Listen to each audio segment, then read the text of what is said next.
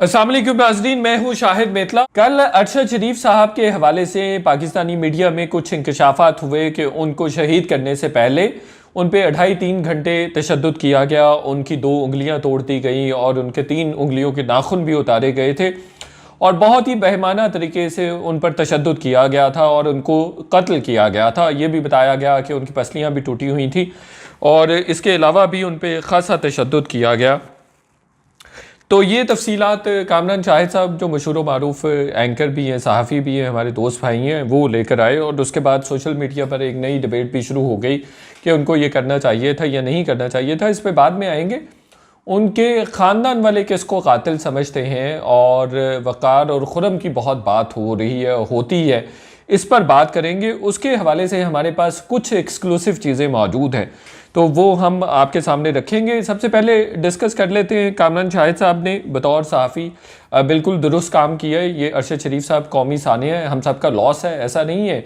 वो चूँकि कौमी एसेट थे और इस मुल्क का सरमाया थे, इस मुल्क के ना सिर्फ शहरी थे बल्कि मशहूर व मारूफ सहाफ़ी भी थे, इसलिए हम सब उनको ऑन करते हैं। और कामरान शाहिद साहब ने कुछ गलत नहीं किया। कुछ सोशल मीडिया पर मैं उन पर तनकीद देख रहा था कि लोग कह रहे हैं कि उनको ये सारी चीज़ें नहीं करनी चाहिए थी, उनके बच्चों का ख्याल रखना चाहिए था। बच्चे हमारे भी बच्चे हैं, वो जो अरशद शरीफ साहब के बच्चे हैं, उनकी फैमिली हमारी फैमिली है, हमारी सारी हमदर्दियाँ उनके साथ हैं।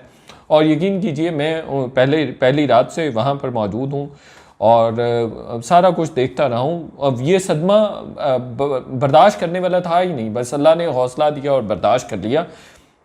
बिल्कुल ये ख्याल रखा जाना चाहिए था और रखा भी गया, लेकिन चूँकि अरशद शरीफ साहब कौमी असासा हैं, इसलिए इस एहसास कत्ल के हवाले से तफसीलात ज़रूर सामने आनी चाहिए थी। और ये जो एतराज़ है कि उनको फ़लाँ आदमी ने दी है, फ़लाँ आदमी ने दी है, तो मैं हमेशा एक बात करता हूँ, देखें ये आपकी जजमेंट होती है, किसी जर्नलिस्ट की जजमेंट होती है, ये उसकी चॉइस होती है कि उसने इस्टेब्लिशमेंट की तरफ से आई हुई चीज़ को करना है या नहीं करना। उसने अपोजिशन की तरफ से उसको किसी ब्यूरोक्रेट की तरफ से कोई चीज़ आई हुई है, इन्फॉर्मेशन आई है, उसने उसको प्रोसेस करना है या नहीं करना, या उसको उसने कंडक्ट करना है या नहीं करना, ये उसकी पर्सनल चॉइस होती है। तो आप किसी के सोर्स पर एतराज़ नहीं कर सकते, ये कभी भी एतराज़ नहीं किया जा सकता। हाँ, उसके जो प्रोसेस करने का तरीका होता है, उस इंफॉर्मेशन को, उसको जो फीडेड इंफॉर्मेशन होती है, उसको जो प्रोसेस करने का तरीका होता है और उस प्रोसेस होने के नतीजे में जो इंफॉर्मेशन, जो रिजल्ट्स वो सामने लेकर आता है, उस पर आप ज़रूर एतराज़ कर सकते हैं, उसके सोर्स पर एतराज़ नहीं कर सकते। ये इंटरनेशनल स्टैंडर्ड है, तो इसलिए किसी को अखलाकियात दिखाने और बताने की ज़रूरत नहीं है। ये किसी ने भी की है और कोई भी मकसद है, खौफ व हिरास फैलाना इसका मकसद है, इसका मकसद रुख मोड़ना है तफ्तीश का, कुछ भी है इसका मकसद। ये हर एक ने अपना अपना रिज़ल्ट खुद इन्फर करना है, आप इस बात को छोड़ दीजिए। इसलिए कामरान शाहिद साहब की इस बात से मैं इत्तेफाक करूँगा और उनको अप्रीशिएट करूँगा। कहीं से भी आई है वो उन्होंने बिल्कुल दुरुस्त किया, उन्होंने कुछ गलत नहीं किया, उन्होंने अपने फ़राइज़ सरअंजाम दिए और बाखूबी अंजाम दिए। अच्छा, बड़ा अफसोसनाक है, अरशद शरीफ साहब के सदमे से पहले नहीं निकला जा रहा था और जब ये तफसीलात सामने आईं, अभी इसका दुरुस्त या गलत होना करार पाना है, बाकी है, इसका फ़ैसला होना बाकी है कि ये दुरुस्त हैं या गलत है। इस हवाले से मैंने कुछ मालूमात हासिल की हैं, जो मालूमात मुझे मिली हैं। देखिए, जो अरशद शरीफ साहब की जो टेढ़ी उंगलियां हैं, वो उनके जो करीबी दोस्त हैं या टू सम एक्सटेंट ख़ानदान के 1-2 लोगों को पता थी कि उनकी तो उंगलियां मुड़ी हुई हैं, लेकिन उन्होंने समझा ये शायद कॉफन की वजह से है, चूँकि ताबूत में उनकी बॉडी को लाया गया था, शायद इस वजह से है, और शायद कोई केमिकल लगा हुआ है तो इस वजह से ये अकड़ गई हैं। अच्छा, उनकी गर्दन भी टेढ़ी थी अरशद शरीफ साहब की, और वो भी उन्होंने समझा शायद केमिकल की वजह से, चूँकि उनके ख़ानदान पर भी बात हो रही है कि अगर उन तशद्दुद हुआ है अरशद शरीफ पर तो उनके ख़ानदान को नहीं बताना चाहिए था, उनके ख़ानदान को भी तो पता होगा। तो मैं आपको बता रहा हूँ कि एक तो उनकी फ़ैमिली का एक बहुत बड़ा इशू है जो नहीं पता है लोगों को, वो ये है कि उनकी फ़ैमिली में कोई मर्द नहीं है। उनके ब्रदर इन लॉ ने सारा टेक केयर किया और वो भी सादा से आदमी है और वो आर्मी में। तो मैं पहली रात से वहाँ पर मौजूद हूँ, मैंने ख़ुद से बहुत सारी चीज़ें देखी हैं, थोड़ा बहुत जितना हो सकता था मैंने भी चीज़ों को सहल करने में थोड़ा बहुत कंट्रीब्यूट करने की कोशिश की। तो ज़ाहिर बात है कि दावा नहीं हो सकता उनकी फ़ैमिली के लॉस का, तो उनका कोई कसूर नहीं है, वो ख़वातीन, उनको कुछ पता नहीं। और फिर वैसे भी जब बॉडी भी यहाँ पे लाई गई, सबसे पहले एयरपोर्ट पे लाई गई, तो 2-4 लोग उनके फैमिली मेम्बर्स और उनके प्रोड्यूसर वगैरह अंदर जाके उनकी बॉडी को लेकर आते हैं, रिसीव करते हैं, कायदे आज़म हॉस्पिटल में लेकर आते हैं जो कि एक निजी हॉस्पिटल है। और वहाँ पे चंद दोस्त 5-7 लोग 5-7-10 लोग उनके जिन्होंने उनका मुंह देखा, उनमें मैं भी शामिल था। जो 8-10 लोगों ने जिन्होंने मुंह देखा उसमें इमरान खान साहब भी थे और भी कुछ लोग थे। कुछ लोगों ने उनका मुंह देखने से भी इनकार कर दिया। काशिफ अब्बासी साहब ने ख़ास तौर पर उन्होंने कहा नहीं, मैं चाहता हूं कि उनकी जो चेरिश मेमोरीज़ जो मेरे जहन में रहनी चाहिए वो वैसे ही हंसते मुस्कुराते रहने चाहिए और जिस तरह से मुझसे बातें करते थे वैसे ही रहने चाहिए, वरना मैं इस ट्रॉमे से कभी नहीं निकल सकूँगा कि मेरा अजीज़ दोस्त भाई जो है उसको मैं इस हालत में देखा है कि वो उसकी बॉडी मेरे सामने, डेड बॉडी मेरे सामने। तो ये बात उनको टॉर्चर का बिल्कुल नहीं पता था। उनको एक गुस्ल अरशद शरीफ साहब को किनिया में दिया गया और एक यहाँ पिम्स में दिया गया, और पिम्स पे भी जिन लोगों ने दिया उनको एज सच कोई उन्होंने इस बात पर तवज्जो नहीं दी, और वो भी कोई उनके ख़ानदान के बहुत करीबी लोगों ने उनको गुस्ल वगैरह नहीं दिया। ये मैं आपको बता दूं। ठीक हो गया, एक तो ये बात। दूसरा, किनियन पुलिस इसलिए ये कहें कि इस पे ख़ानदान को कोई कसूर नहीं है, उनको तो पता भी नहीं है। जब कामरान शाहिद साहब ने ये कल तफसीलात बताई और सरफस की, तो फिर उनके फैमिली मेम्बर्स ने, उनके घर के जो इमीडिएट फैमिली है, उन्होंने प्रोब करना शुरू किया कि ये बात सच है कि उन पे इस तरह से 2.5-3 घंटे टॉर्चर भी किया गया। तो वो इस तरह का उनका मामला है, तो इसलिए आप खुदारा उनको बिल्कुल क्रिटिसाइज़ ना करें। अच्छा, दूसरी तरफ ये जो मालूमात है जी, पोस्टमार्टम रिपोर्ट जो किनिया में उनका पोस्टमार्टम कंडक्ट किया गया, उसकी रिपोर्ट भी अभी तक पाकिस्तानी हुकाम के साथ शेयर नहीं हुई है। कहा जा रहा है कि तहकीकाती टीम के हवाले कर दी गई है, लेकिन अभी तक मंजर आम पे नहीं आई है, और उसमें कहा जा रहा है कि टॉर्चर की ऐसी कोई बात नहीं है। जो पाकिस्तान में पोस्टमार्टम हुआ है उसमें ये कहा जा रहा है कि ये 2 पेजेस की रिपोर्ट जो सोशल मीडिया पे सर्कुलेट कर रही है, ये 2 पेजेस की नहीं है, बल्कि असल रिपोर्ट 8 पेजेस की है। और दूसरा एक सोर्स मेरा बता रहा है कि ये 5 से ज़्यादा पेजेस हैं इस रिपोर्ट के, और अभी बहुत सारी तफसीलात बाकी हैं, चूँकि फोरेंसिक के लिए जो बुलेट का खोल है वो भी गया हुआ है, लाहौर गया हुआ है, वो फोरेंसिक वहाँ पे हो रहा है कि ये किस किस्म की बुलेट है, छोटे वेपन की है, बड़े वेपन की। इसके अलावा टॉक्सोपोलोजी कुछ इस तरह की करवाई जाती है कि वो कि उन्होंने कोई नशा वगैरह तो नहीं दिया गया था। ये भी चीज़ें जो है उनको इसके लिए कहा गया है कि कोई उन्होंने नशा वगैरह तो नहीं किया गया था, उसकी भी रिपोर्ट आना बाकी है। अरशद शरीफ साहब असली नकली होने के हवाले से अरशद शरीफ साहब के जो करीबी दोस्त हैं, उनसे जब मेरी बात हुई तो उन्होंने कहा कि उनको हाथों को पहचाना जा सकता है। तो कामरान शाहिद साहब ने जो पिक्चर्स दिखाई हैं वो उन्हीं की है, और फिर एक और भी जो करीबी दोस्त हैं, उनके करीबी दोस्त भी, फैमिली मेम्बर्स भी, उन्होंने भी तस्दीक कर दी कि उनकी उंगलियां जो थी वो टेढ़ी थी, और हमने कहा ये अदरवाइज़ केमिकल की वजह से हो सकती हैं।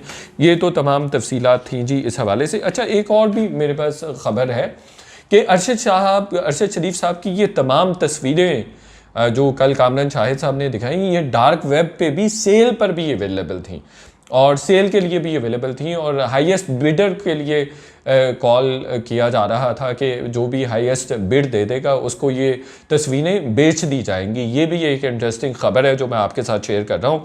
तो पॉसिबली ये वहाँ से भी उठाई गई हो सकती हैं, ये वहाँ से भी परचेज़ की गई हो सकती हैं, लेकिन कामरान शाहिद साहब एक बड़े जर्नलिस्ट हैं और उनके सोर्सेज भी बहुत ज़बरदस्त हैं, और जो उन्होंने खुरम और वक़ार के हवाले से उन्होंने सवालात उठाए हैं वो भी बड़े रेलिवेंट है कि खुरम को एक भी गोली नहीं लगी, 9 गोलियां चलती हैं, उनमें से 2 गोलियां जो है वो अरशद शरीफ साहब को लगती हैं। और पोस्टमार्टम जो पाकिस्तानी पोस्टमार्टम हुआ है उसमें भी ये बताया गया है कि जो दाहिना फेफड़ा था वो अरशद शरीफ साहब का मुतासर हुआ और फिर ब्रेन इंजरी भी हुई, जिसकी वजह से उनकी डेथ हुई है। तो डेथ की कॉज ये बताई जा रही है।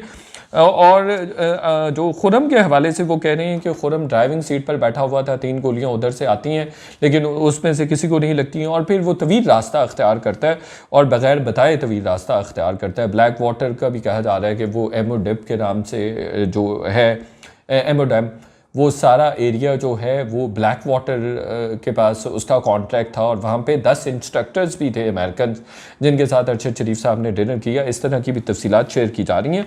सबसे अहम बात जो मैं आपको बताने जा रहा हूँ कि उसका ख़ानदान किसको कसूरवार समझता है या कातिल समझता है। देखें, वो कुछ बहुत ताकतवर लोगों को भी कातिल समझते हैं, और वो ये भी समझते हैं, उनकी माँ का कहना है, मेरे ज़राए ये कह रहे हैं कि खुरम और वक़ार अरशद शरीफ के मेरे बेटे के कातिल हैं।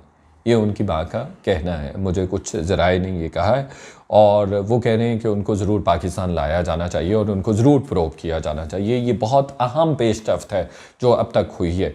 पहले उनकी वालिदा इस तरह से नहीं सोच रही थी, लेकिन अब वो ये सोचने पर मजबूर हो गई हैं, चूँकि जो कंडक्ट खुर्रम और वक़ार का है वो बड़ा ही मशकूक है, बड़ा सस्पिशियस कंडक्ट है।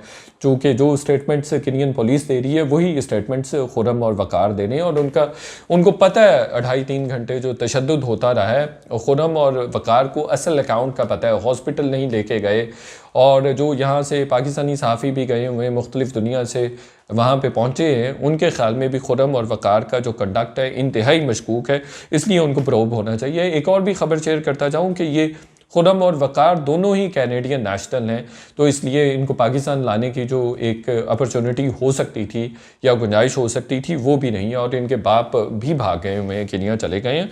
मेरी इत्तलात के मुताबिक ये खुर्रम और वक़ार भी फ्रंट मैन है। मुख्तलिफ़ लोगों के नाम आ रहे हैं कि किसके फ्रंट मैन है। ये भी कहा जा रहा है कि वो शायद कुछ पावरफुल हल्के हैं यहाँ पर, उनके फ्रंट मैन है। इस तरह की भी बात की जा रही है, और कुछ और लोगों का भी नाम लिया जा रहा है कि उनके ये फ्रंट मैन है। तो ये इस तरह की बात की जा रही है। अच्छा, पोस्टमार्टम रिपोर्ट के हवाले से एक और भी बात मैं बताता जाऊँ कि गर्दन टूटी होने की एक वजह यह भी थी कि उनकी गर्दन पे फायर लगा था, और जो कॉलर बोन है वो भी टूटी हुई है। जो मेरे ज़राए हैं पिम्स पे, उनसे मेरी बात हुई है, तो वो उन्होंने मुझे ये वाली इन्फॉर्मेशन भी दी है।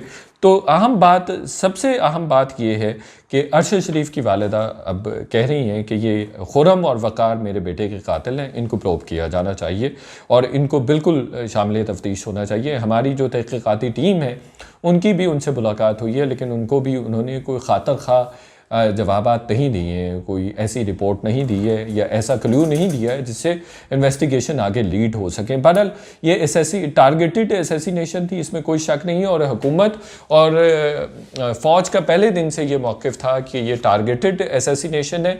पाकिस्तान की फ़ौज या किसी पाकिस्तानी हुकूमत ने ये बात नहीं कही है कि ये मिस्टेकन आइडेंटिटी का केस है, बिल्कुल ऐसा नहीं कहा। मैं DGISI और DGISPR की प्रेस कॉन्फ्रेंस में मौजूद था और यही बात हुकूमत कह रही थी, ये केनियन पुलिस का मौक़िफ़ था। तो जो PTI के कुछ लोग सियासी रंग देने की कोशिश कर रहे हैं अरशद शरीफ साहब के सामने कि इनकी शहादत को उनको शर्म आनी चाहिए।